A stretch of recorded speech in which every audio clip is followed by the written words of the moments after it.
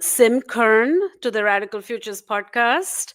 Really honored to have you. I wanted to start by thanking you first for the tireless work you've been doing for the cause of Palestinian liberation as a writer and activist, but then also as an educator who wants to explain, decenter, dismantle settler colonialism, Zionism, Israeli apartheid. Really important at this time, even as it feels quite futile. You have written speculative fiction focused on environment and climate justice, have 3 novels and a collection of short stories under your belt. And you're very active in the online space and have been using your influence and 500,000 followers to try to turn the tide against the genocide of Palestinians ongoing as we speak. And your book, Genocide Bad, Notes on Palestine, Jewish History, and Collective Liberation, just came out with Interlink Books, a brilliant Palestinian publisher, the only ones in the US, and has already climbed bestseller lists. So massive congratulations. This is amazing. How do you feel? I'm glad that I was able to deliver a win for Interlink Books, which, like you said, Yeah. this was this wonderful family-owned press. I love them. I'm glad that my book will be supporting more Palestinian publishing, and I'm glad that the book has found a readership, and that there are, uh, thousands of copies out there floating around, people reading it, people posting about it. That's really exciting because I took everything that I've learned about combating Zionist propaganda and put it in this book.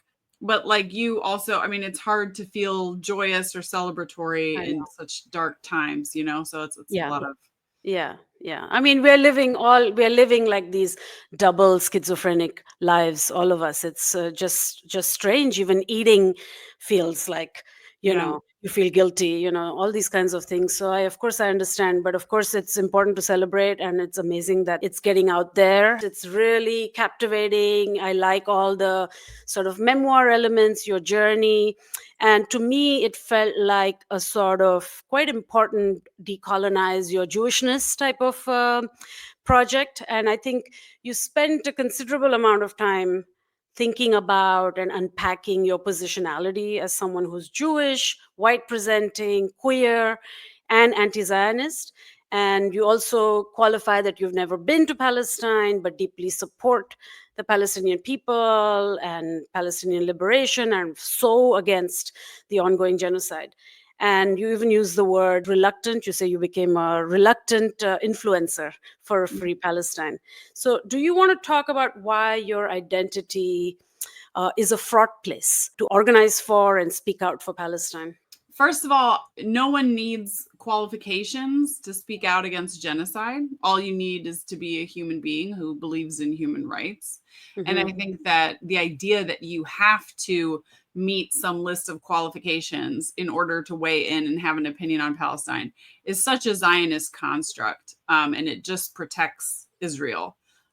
So yeah, it's funny, some of the 1-star reviews this book has gotten, where people on like Oh, Goodreads or whatever like proudly brag they have not read it.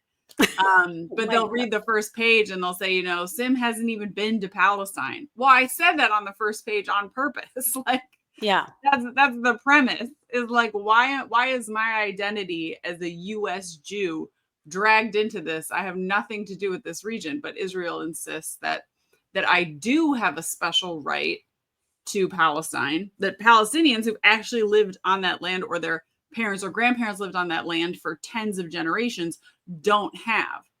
And Mhm. this special right that Israel says that I have, this birthright, is racial. It's a system of racial apartheid, because they Yeah. think that there's a Jewish race, which also I deconstruct that whole idea in the book.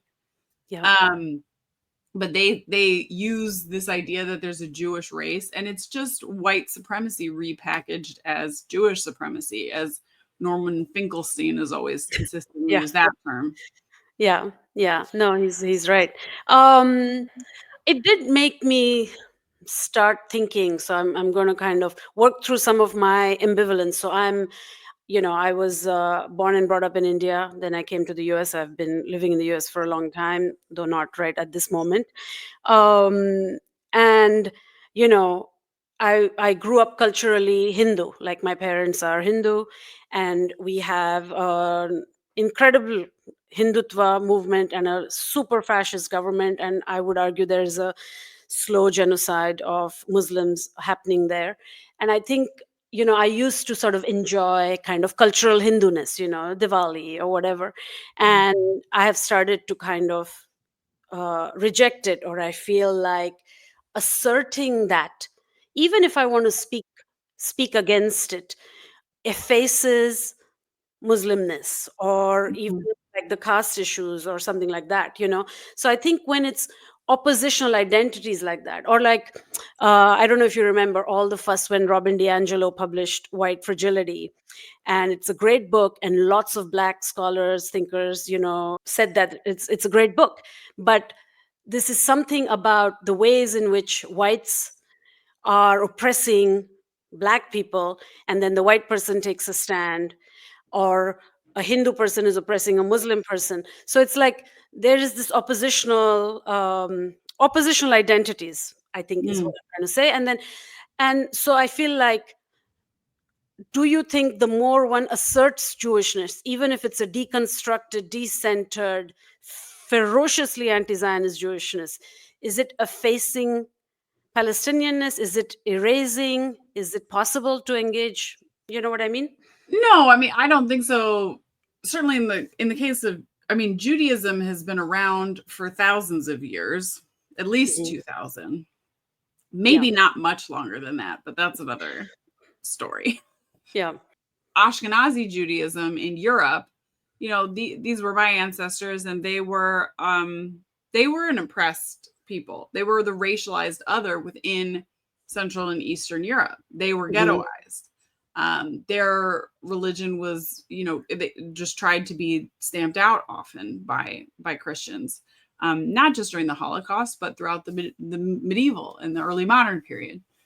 So, I white supremacy sort of exists to erase all cultural distinctions. And Yeah, so I think that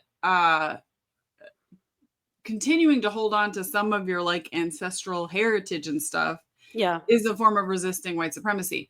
But there are certainly many, many ways that Mhm. Judaism has been, and everybody's faith traditions and ethnicities and heritages have been commodified under capitalism and get weaponized Mhm. against others. And so certainly there are many ways, um and I have a good friend who's from an indigenous faith minority in India, and like has talked to me a little. I have a little context about the Hindu supremacy stuff. There's ways in which Hinduism has been weaponized against Muslims and other indigenous like faith Absolutely. traditions in India. And there's ways in which Judaism obviously is being weaponized against Palestinians. Mhm. Um, and that was not the case for most of Jewish history, but it's certainly the case now. Um, so for me, I mean, I can't tell anyone like blanket, like, here's how to feel Yeah. about your weird traditions and stuff. But I think I can just speak for myself. Like I talk about in the book, one thing that's been really difficult to me is just seeing the Star of David, the Magen Yeah. David. It looks like a hate symbol to me now, and I'm Jewish, and I got rid of my menorah that had a Star of David on it because Israel has made it so synonymous with genocide. I I mean, to know. the extent that soldiers have carved it into the flesh I know. of Palestinian people's face. I mean, this is now a hate symbol. Yeah. And it's like, and they did it with the swastika too, which is both a Mhm. Navajo symbol and an ancient Buddhist symbol. Mhm. But Nazis took that and made it a hate symbol. And it's like once something has been used to do that much violence, it's really quite tainted. And most people, upon seeing it, are going to have like a negative Yeah. danger reaction. And so I would never these days I know. like put a Star of David sticker on my car or in my front lawn because it's so associated with Israel. People are going to make assumptions about me that like I Mm. support genocide. And Yeah. that sucks that those assumptions are being made, but I don't blame the person making the assumptions. I blame Israel because they're the ones who have made those things they've made the Star of David synonymous with mass murder. Yeah. So, you know, but I talk about in the book, there's a Yeah. historian named Shlomo Sand who's an Israeli, and he wrote a book called Why I Stopped Being a Jew, and he announced publicly that he's no longer Jewish. He still lives in Israel, but he's like renounced Judaism, whatever that means. But for him, he's Yeah. doing it to show, like, to like give up these racial privileges that he has, Mhm. And so I think coming from an Israeli citizen, that's one thing. I've felt the same impulse because I've just really had a hard time Yeah. I reconciling. actually really, really like those passages in your book, which is Yeah, what prompted me to ask that but it's a because decision. You made a decision. but because I'm in the diaspora, what Shlomo Sand did, if I did that and renounced my Judaism, it would almost be a cop out.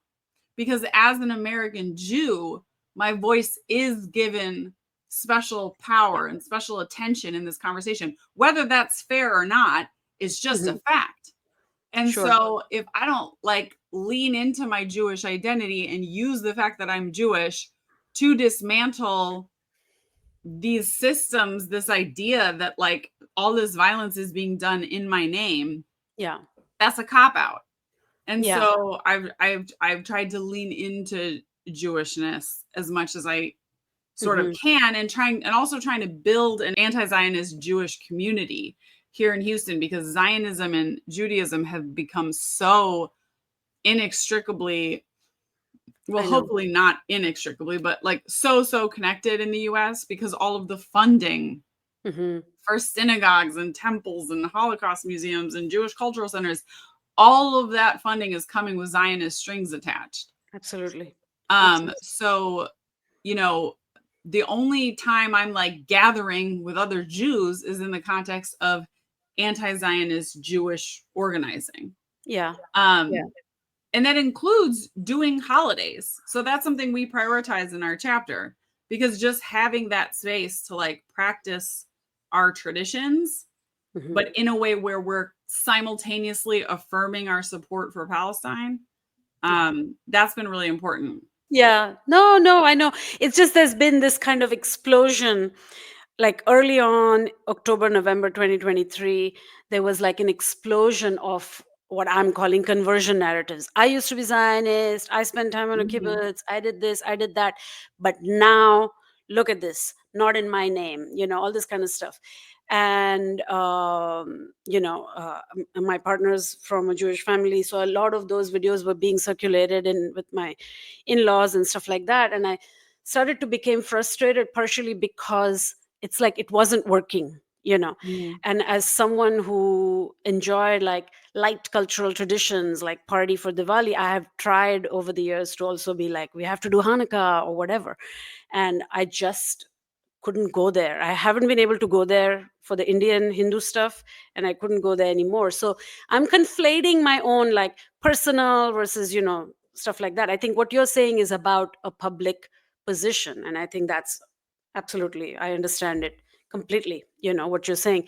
And yes, I think your passages on the ambivalence, um, regarding the symbols and stuff like that, really, yeah, they made me sad. It's a very intense thing. It's a hard thing to lose. I feel you. I did not want to celebrate Hanukkah this year. I was not feeling it. It's Yeah. work. Like frying latkes is a lot of work.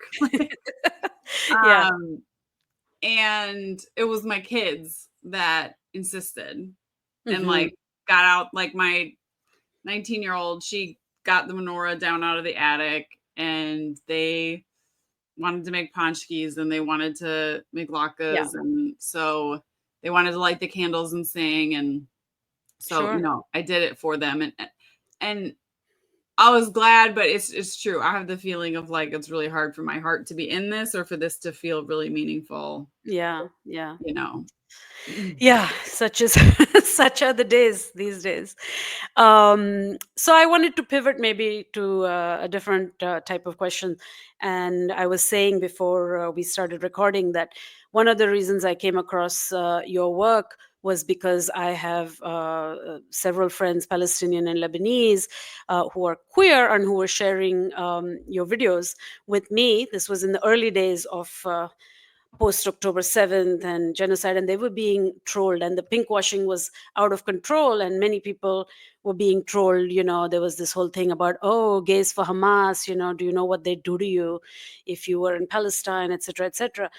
And I know that what you were saying mattered at the time, and I just wanted you to maybe repeat some of that or say how you were dismantling this. Sure. So let's see, there's 4 bullshit points I talk about in my book behind Israeli pinkwashing. So the first is the idea that even if a place is really anti-queer, that people there then deserve to get genocided somehow. Like, whether or not the political views, the values, the morals of a given people has no bearing on whether or not they deserve to get genocided. No one deserves to get genocided, period. Yeah.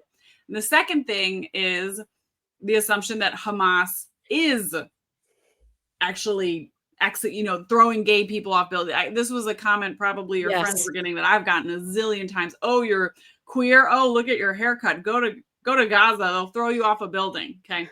Bullshit. Then there's this bullshit idea that Israel is some haven for gay people. This is also not true. And then the fourth thing is it erases the existence of queer people in Gaza. Israel is mass murdering queer people in Gaza because there are queer people in Gaza at the same percentages there are queer people everywhere else. In fact, I love so much the journalist Afif Nassouri. Do you follow him? No. He's a Lebanese journalist, and he's a queer guy, and he went into Gaza about a month and a half ago, I think, on a humanitarian mission. He's still there. Wow. He's lost a lot of weight, and he's in there partially collecting stories and interviewing. He's on a humanitarian aid mission. He's helping, a medical team. But in his spare time, he's also doing journalism, collecting interviews with like trans girls who live in Gaza. Wow. All kinds of queer people. There's a whole queer community in Gaza, of course. Yeah. Of course there is. There is one everywhere. And they're being mass murdered at the same time as everyone else. Israel does not have bombs that are smart enough to only kill straight people. Their bullets do not only kill straight people. There is one mass murderer of queer people in the Middle East right now, and it's Israel, because they're just mass murdering people indiscriminately. So absolutely. Yeah. Thank you. Those are my 4 points. Yeah. Love it. You can read them with all the details and citations and notes in the book. Yeah. There's you say you talk about growing up Jewish, experiencing anti-Jewish hate. I'm not going to say anti-Semitism right now because you schooled us a lot on that. All of these things, and you speak about the connection between your understanding of global warming, climate justice, and like the apocalypse that's coming, and understanding Palestine and things like that. But what was interesting to me is I have a very dear friend who grew up super religious, Jewish guy, very indoctrinated into Israeli Zionist ideologies, lived there, did all the stuff. And then when he was about 18 or 19, became super radicalized and totally pro-Palestinian. Like suddenly the curtain just opened for him.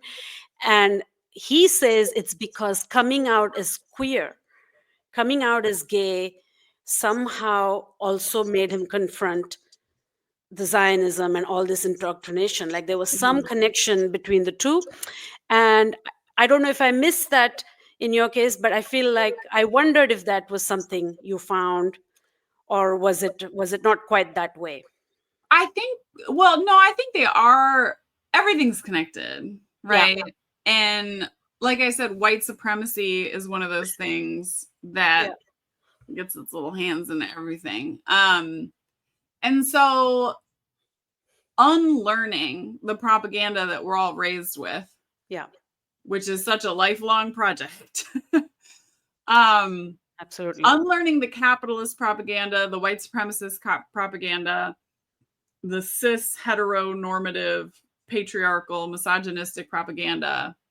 These Mhm. things can lead you to, you start pulling at one thread and the whole sweater starts to unravel, Truly. So yeah, I think I'm just someone who was always very, I've been unraveling those threads, I think, for a long time. And for me, it started with the environment, with climate. When I talk about when I was in 8th grade, I just had this like big realizing awakening. And this was in 1999. So before talking about climate change was really mainstream. But I just realized, like, oh my God, the whole planet is going to be fucked. Like, we're going to cook. We I need to know. figure this out. And none of the adults in my life were talking about it. So that was my entry point to Mm, realizing that the whole global system is incredibly fucked up and a bad idea and going to kill us all. yeah. Um, and eventually that led me to question these other things. And eventually, my environmentalism led me to realize how much racial supremacy and environmental racism and racial justice is wrapped up in Mhm. climate, and indigenous rights and indigenous stewardship is essential to, realizing other ways of being that aren't so destructive to the climate and all these things. And then decolonizing, and then um, learning about the history of colonization. You learn about like why is Yeah. there's other cultures where like everyone isn't just man woman, like Sure. this is also an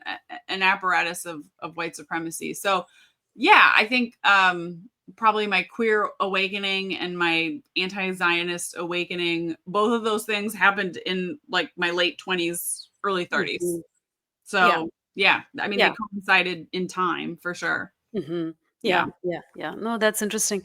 Some of the stuff you were saying before about the pink washing and Israel as a haven, or the way one thinks of like the West as a haven for um, gay folks, queer folk, and then this sort of Muslim backward places elsewhere that are just not, and generally they are the Muslim ones.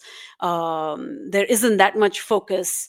Yes, we know, lots of Christian countries are horribly homophobic, queerphobic, and so on, but there is a special place reserved for calling out Muslims. And it got me thinking a little bit about how you were thinking about sort of anti-Muslim hatred in your book. So my entire coming of age or radicalizing of my mind or decolonizing attempts of my mind started post 9/11. I mean, I was in New York City, and then the war on terror, and I just started my PhD, and all of this stuff now, like this campus protest, surveillance, canceling, doxing, all that stuff was full on for a long time, and it felt like a global terror campaign against Muslims.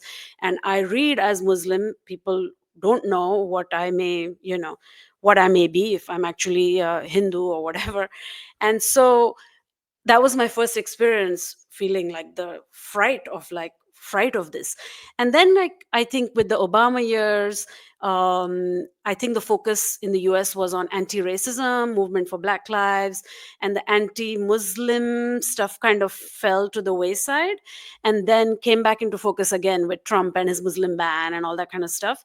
And now it's like reached, like, I don't even know. I don't have words to describe what level. And I know the word Islamophobia is so, it's so trite or inadequate, but that's the word we have. But I feel like there's a, I would use I yeah, would use anti-Muslim hate or anti-Arab hate, yeah, because yeah, also not the same thing.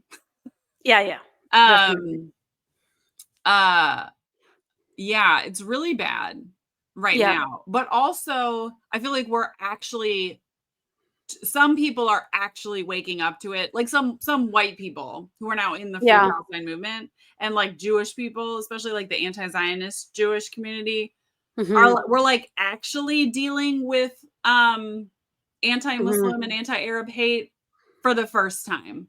hmm. You know what I mean? So at the same time, it's at the worst it's ever been, but also I don't know if we've taken it as seriously. No, Yeah, I like in certainly the feel that way. I've been yeah, screaming it out from the and I rooftop, don't think teaching, you know. and I like during the Black Lives Matter movement, both in 2013 and in 2020, when we were having this reckoning of racial justice, and I felt like obviously that was a Black-led movement, and the focus was on the oppression faced by Black people. Both of those outbreaks were in response to police killings of Black people. But Mhm. during that time, I feel like there was a lot of conversation in the social media space, in the political space, also about other forms of, also anti-racism, focusing on Asian people, Latinx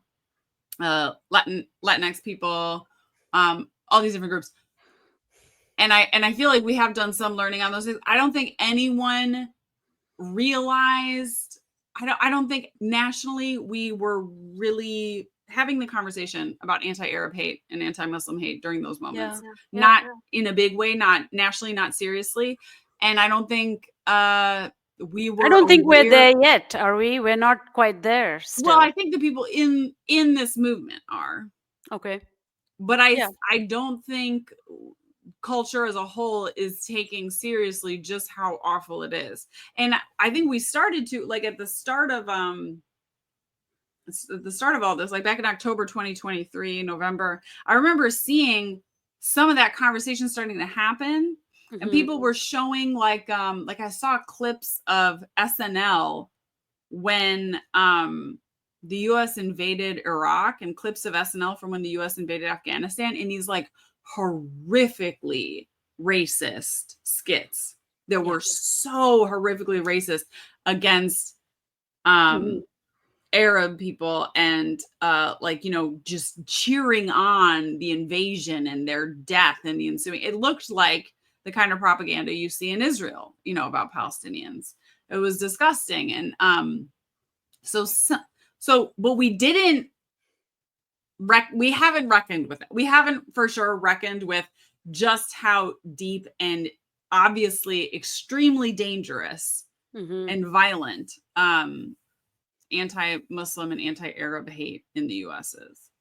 Yeah, yeah, and it really, I really feel the weight of wanting to somehow push that further. Yeah. I don't know. And now we are blocked, of course, by all the sort of everything is anti Semitic thing, which, yes, I see through it, but it seems like such a bulwark to push through and gets worse and worse. I mean, just last week, with this kid at NYU gives the speech and And what they're a not giving his beautiful, diploma. Beautiful heroic, speech. and understated speech. Absolutely. Literally. I mean, I recognize horrible things are happening in Gaza. That was it. And Yeah, they're yeah. revoking his diploma. Shameful. Because of personal opinion. Yeah. What? It's ridiculous. So yeah, so it's like, nothing now can be said or something. Though of course there's also an extraordinary opening up and a tide turning and that feeling as well. So it's a real mix of crazy things. To kind of pivot from that, I think I relate a lot to your work as an educator. I've been a professor for many years, college, but I'm always curious how people do school, how it functions within the school level. And you've taught middle school for a while, and then one of the things I think you try to do is make knowledge accessible through videos, like you did with Rashid Khalidi's book. Pulled out, teased out all the chapters in different videos and things like that. So I really appreciate this work, and I think it's like supremely important. And I come at it, of course, as an academic who just feels absolutely against like the journal articles or those kind of academic publications that 1.5 people read or whatever, and only read the first page, and you have to pay $1 million for it. So I think this is super important. uh, I think what I'm trying to get at is like you write books and then you do this online education stuff. Both Mhm. are two modes with a similar agenda.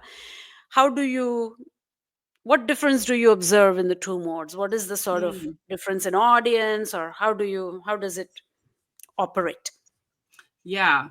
Well, for both, both are really important means of communicating right now. You know, we're doing counter propaganda and we're going up against billions and billions of dollars in propaganda from elite interests. And what we have on our side is truth, truth and morality, like basic human decency. And they just have so much money and control. So how do you get that message across to as many people as possible is what, you know, I'm constantly thinking about. And the difference between the book and the social media is obviously like the social media is very short term, it's very responsive, you know, so you can, something happens in the news, you can respond to it right away. They put out a piece of propaganda, you can, you know, put it there. They're trying to spin events one way, you can get out in front of it like that. But it's also ephemeral, you know, so it's good to be able to react like that, but it's also ephemeral. It's going to go away, right? Like people will see the video for a couple of days and then the algorithm stops showing it to anybody. Really, you have like 24 hours. Like 90% of your views are going to come in that first 24 hours, unless it's a video that really goes viral. So it's just, you know, it ends up being swept away. And so that's why I was really grateful for the opportunity to work on this book, for Hannah Mushabek, my editor, coming to me with this idea, because I think she had the foresight. You know, I had spent an entire year by the time I started writing this book. I spent an entire year making educational videos about Palestine. And those are all now way just swept away in the ocean waves of internet content. And Hannah was like thinking, you know, some of these essays were really good. Some of your video essays were really good and we need to preserve them in something that has a little bit more of a long-term impact, like a book. And it was really hard for me at first to start working on the book because I felt such a weight of guilt because I had spent a year, you know, something happens, I respond to it. A terrible atrocity occurs, I let people know about it, you know? And that feels like you're doing something. But I had to continually remind myself throughout this project, I don't have time to like respond to that new atrocity that happened. I have to work on this long-term project of this book. And so, you know, for about 5 months, I had to buckle down. I kind of went off social media for a while and just really dialed into the book. And it's something that won't be swept away quite as quickly as a TikTok. You know, we've printed, I don't know, like there's like 15,000 of them, I think, that are out there on shelves and stuff, you know, like libraries, bookstores, people's homes. It's a genie you can't put back in the bottle so easily, you know? And it's an artifact, you know, there will be retrospectives 5 years, 10 years from now. There will be, history happens very quickly these days, you know, there will be like kids in college and PhD programs trying to figure out what happened 10 years ago. And the internet is, I know it's going to be impossible to wade through this shit with the amount of AI slop that's filling up the internet. I mean, you won't even be able to find it. That was something too that made me realize the importance of the book was when Assad fell back in December. And I wanted to look back, and there was so much misinformation going around about Syria and about the Arab Spring. And a lot of people were weighing in who were like these like tanky college kids who like, they don't remember the Arab Spring. But the Arab Spring was when I like cut my teeth on activism. I was involved in the Occupy movement in the US, which was coincided with it. And I wanted to go back and make some videos about that and remember. And I thought it would be easy because the whole Arab Spring happened on Twitter. It was the Twitter revolution. It was the first online revolution. It was digital revolution. Yeah. It was the digital revolution and everything was on Twitter. And you'd think like, oh, all of that must be preserved somewhere. All of that no, it's impossible to find. It's buried. It's gone, you know? I know. And there's a few books that people have written about the Arab Spring. That's how you can figure out what happened then, because a few people wrote books about it, you know? Yeah. If you go looking just online, there's going to be a lot of misinformation out there, a lot of crap. It all gets buried very quickly. Yeah. No. I mean, these are such totally important points. I was feeling that too, because there's been a sort of a flurry of books about Palestine and what's ongoing. On the one hand, it just feels like, what? how do you already have something to say? On the other hand, sitting with it gives you a very different perspective, and there is a sort of a long view that's important. And the Arab Spring thing reminds me, the publishers I work with are OR Books in New York, who are this lefty publisher, and I have a series on decolonization with them that I edit. And I know that they had, even, which I remember thinking, this is so silly, but it's a book of all the tweets from Tahrir, from Arab Spring. Oh, And great. No, that's I mean, that's it's so kind of important. awesome. No, literally, yeah. Yeah, yeah, yeah. You have No, to take what's on the internet. If you want to save it, you got to take what's on the internet and put it in a book, because the internet I is the know. ocean. It's like trying to save a bottle of water that has been tossed out in the ocean. That's a tweet is a bottle of water you threw in the ocean. Like, how are you going to find it again? Yeah. No, that's good. Yeah, no, I'm glad. I agree. And the truth is, when you're in the social media space, or if you're posting regularly, and I have never ever in my life had followers like you have, or anything like that, even when I've run different things, and but it can feel like the world is sort of complete or something. But actually, there are so many people who are just not seeing even the images of Gaza Mm, that we're seeing right now, or know the things that you refer to, or like the Hind Rajab or whatever. I mean, I know family members who have no idea, and they've just mhm, do not go on social media. And we also have a young generation that are very much on, and then there's some that are staunchly offline too. So mm. it's good to have, like, the book. People can't oppose a book at the end of the day. You just have to, especially if it's assigned and stuff. So yeah, that's pretty great. You were sharing stories in your book about teaching middle school, and you said at that time you wanted to kind of you taught students about the Holocaust, and to ensure that they would grasp, like, the never again, things like that. And then you said somehow you would change that. You would teach things differently Mhm. now. And I guess related to that is, like, this idea about how much the Holocaust is seared into the American imagination, like the popular imagination, like whether we're talking Oscar winning movies, like two, three, four, five of them every year, or every book club that I know liberal Jews are part of. They're just only reading, like, all these books about the Second World War, and somebody escaping all this Yeah. kind of stuff. So it's like the popularization of this memory is so acute. And then when you said I would teach things differently, I, like, how does one pierce that? How would you? So the How? ways I would teach it differently. So I taught the Holocaust very much as like I was taught it, which was which is in a way that serves Zionism, Hmm. which is a narrative that the Holocaust, first of all, is the only genocide in history you really need to know about. I It is know. the most important genocide in history. It was the worst genocide in history. Yeah. These are factually false. It The was also the genocide, end of history for the yeah. West. There's no Also, history after. also that it was the end of it. Oh yeah, because a lot also that's a lot of like high school history, US history courses or world history courses, they kind of peter out after World War II. They stop talking about Yeah. what happened after that, or they run out of time. um the Holocaust was also something that just happened to Jews. It was just about Jews. We really don't hear about, well, there were like 10 million victims. 6 million of them were Jews, 10 to 11. And the rest were communists. They were Yeah. arrested first. Queer people, Yeah. disabled people, Slav. Yeah. Romanis, who were Romani.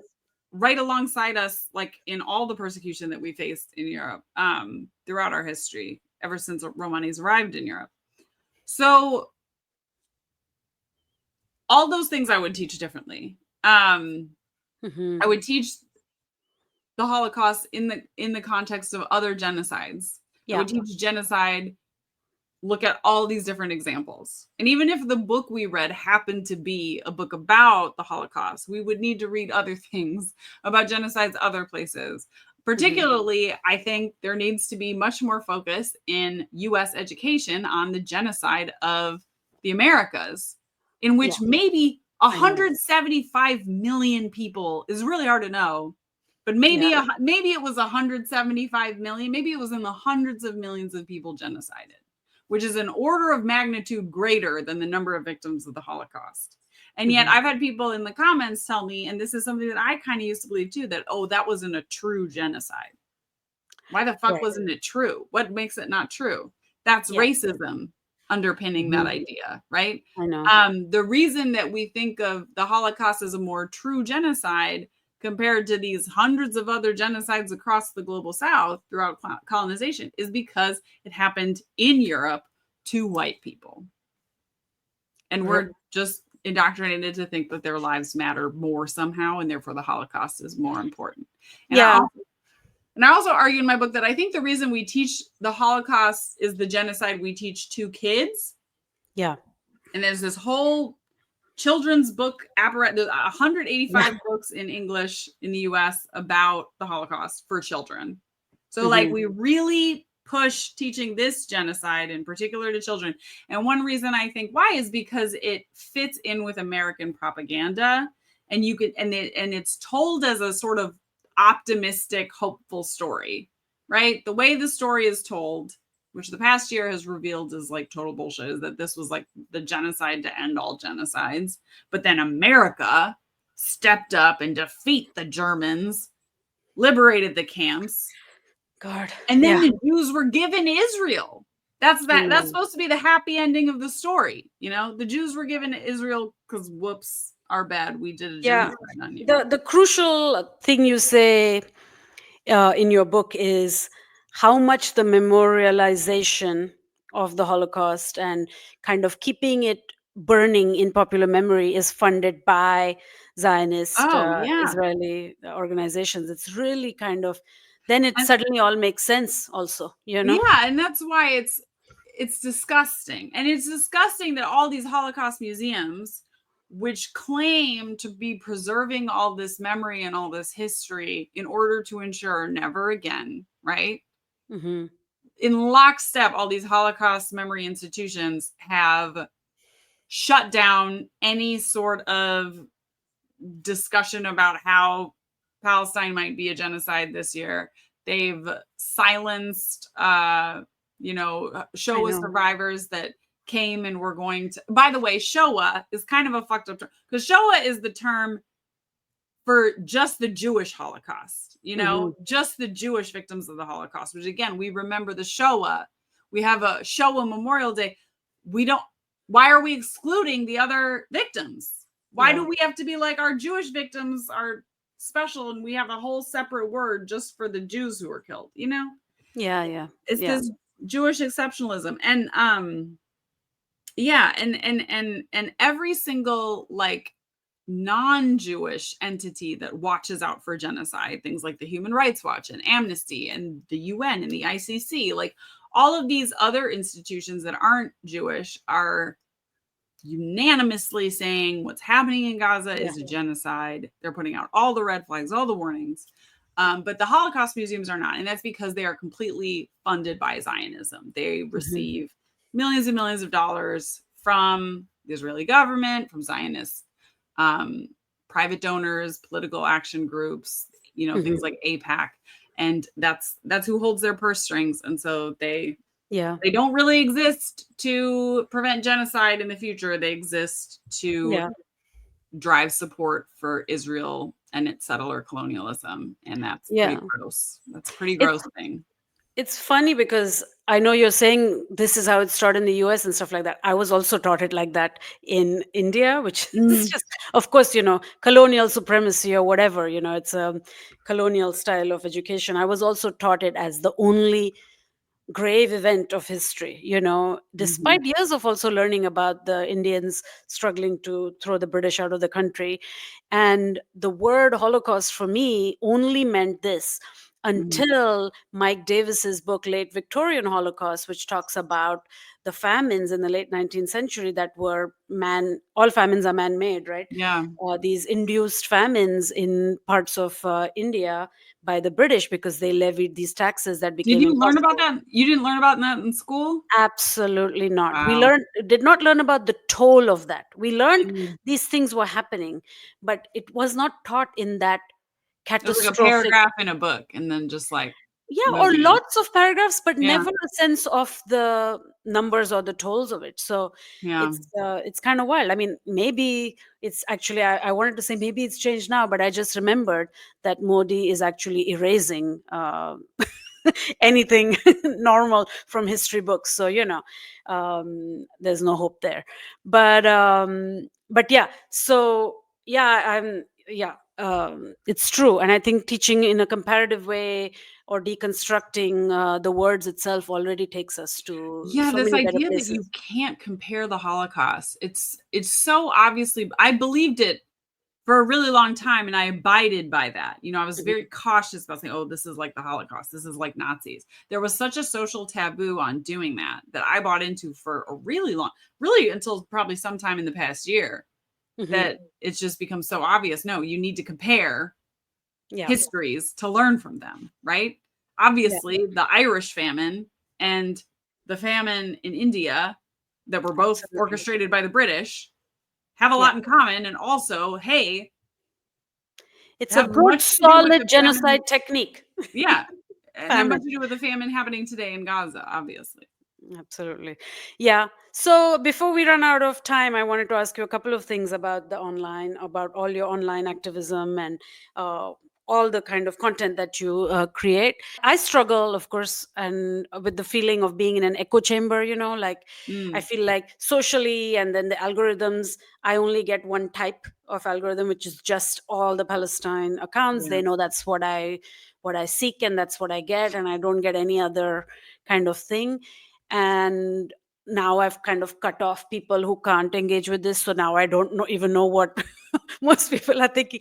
But do you feel like with just the amount of, say, followers you have, or you seem to read, or there's so much commentary and things like that on everything you do you feel like you've broken out of echo chambers, or like this preaching to the choir feeling, From like? time to time, but I'm trapped by the same algorithms. My content gets Yeah, really siloed within, the Free sure. Palestine world. And even my accounts are so badly suppressed now. Yeah. Most of my videos, like on TikTok, get shown to like 1% or less than 1% of my followers. So people who already know what I'm about and want to see it and clicked follow, Yeah. TikTok won't even show it to 1% of my followers. So, um, and then every once in a while, I'll have a video that breaks out a little bit, but it's really bad on TikTok. It's bad on Instagram too. Uh, Hmm. on Instagram, my follower count seems to be capped, and so I get like dozens of notifications or 100 notifications of new followers every single day. But then they'll drop old followers, and I'll have people telling me I followed you What? after I was following you, and somehow I stopped following you. Wow. I seem to be capped, and so every day I get notifications. I got like 100 new followers, but my follower count never goes up. Oh Um, my and God. Instagram's better about showing my videos to my followers, Hmm. but not like my first video that I made went 20 million views. That Hmm. shit doesn't happen Jesus. anymore with videos about Palestine. Uh, Hmm. so it's tough, but sometimes I still get views, in the 100,000s. But still, that's like a fraction of that's like Yeah, going to be like half of my follower count. sure. So it's, I think it's tough, but Hmm. like I met people on my book tour I recently did who said I started following you a month ago. I found out about you a month ago. I found out about you just a few weeks ago, and I've been watching everything. Yeah. So it Yeah. is just like Yeah, there's a we're synergy. trying to Yeah. trick these algorithms. Yeah. Yeah. um, Yeah. Yeah. No, it's tough. The echo chamber stuff is, yeah. I but that's why stress about it. I encourage my followers you post. Don't just repost me. Like, I'm talking Yeah. to you. You're engaged with me. You come and see my videos every day. Hmm. If you want to spread my message far farther, you got to post and you got to Yeah. put it in your own words and talk to your own people. Like, they will listen to you, even if it Yeah. seems like they don't. Even if they're scared to push like, they're probably listening, and on some level it's I sinking know. in. Like, you never know who you're going to impact. Yeah. Again, on this tour, I met a woman who was like raised Chabad, Orthodox Jewish, remained a staunch Zionist until September of 2024. And that's what, like, a full year she was like supporting this genocide. And then she said she had a full body somatic realization of just like, oh my God, wait, what's Huh. happening is genocide. You know what I mean? Like, she just had this like world flip around because you raised in propaganda all your life. So that moment, it took a year of this genocide for that moment to happen for her. And then she started seeking out and learning, and she found my content, and that, Yeah. um You're so saying you never know. that was really powerful for me, because like you said, people are living in very different informational realities, and you don't know Absolutely. what video, what comment, what post is going to be the little crack in someone's worldview that's going to let a little light in.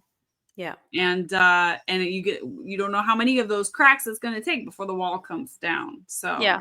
I mean, mainstream media is just so bought. It's just, oh it's yeah, beyond, it's like there's yeah. just no words anymore, even now, Um, Final question. So, I think it feels like very, with this kind of trolling and this sort of big following, it must kind of have a kind of impact. I've experienced this one time in my life when Kamala Harris was sworn in as vice president, and I made some comment, something about, people were saying she should be swearing in on the Hindu on the Hindu holy text, the Gita, and not not the Bible. And I made like a stupid joke comment, and then it kind of turned into a video. And there were five of us who were marked, and it was like this very intense video, like these five people with this music, and that's what they did wrong. And this was all on Twitter, and it just became like horrific, endless, like, and it went on for like You three, got 4 days, dogpiled. full on. Yeah. And I was like safe. I was in the US, and I felt like, I was in rural Connecticut at the time, and I feel like nobody knows who the hell I am, even though I have a very unique name. But then somebody scared me, and they said, they can get to your parents who do live in India, and this is like, these are violent, grotesque people. So, so then I got some panic, and then it passed. I mean, it was a cycle of like 3 4 days of acute Yeah. anxiety, this, that. But like, you're doing this again and again and again and again, and this is happening to you constantly. And especially, as you say in the book, because you identify as Jewish, it's a bigger poke.